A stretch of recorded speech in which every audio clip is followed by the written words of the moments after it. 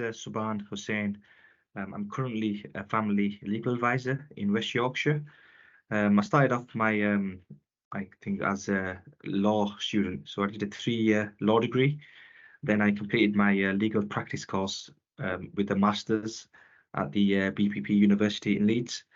And then thankfully I got offered a training contract with HMCTS to become a trainee lawyer. And now I'm qualified and I'm a regular legal advisor that sits with magistrates. So usually what I tend to do personally as a legal advisor is to introduce myself to the magistrates prior to the court hearing. So that usually is about 4 p.m. the day before the court hearing, just to let them know what time we're going to meet in the courtroom, if there's any bundles or paperwork that they need to read. I just let them know in advance, just so we have that communication ahead of the hearing date. In terms of the actual hearing, we assist them with quite a lot actually. Sometimes it can be the IT side. So if it's a hybrid hearing, we will help them with their Teams links, help them with their e-bundles. And there's usually quite a lot of other things we help them with in terms of, like I said, the folders. A lot of the times parties' positions usually change at the hearing date. So what I tend to do myself is I tend to have a quick word with the advocates if they're represented, just to have the magistrates be prepared for the case ahead of them. And just to, again, deal with any issues that they have, whether it's legal advice or technical issues. Our job is overall just to make sure that they feel comfortable and we can help as much as we can possibly do.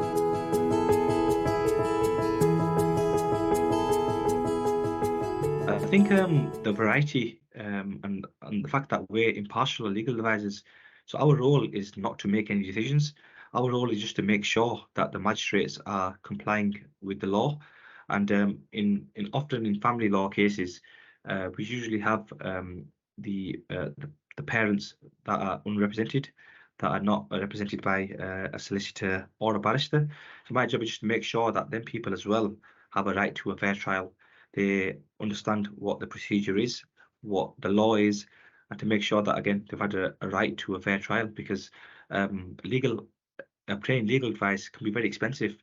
So it's nice as a legal advisor just to ensure that we're not putting a litigant in person, what we call them, at a disadvantage, and just to make sure they have a right to a fair trial.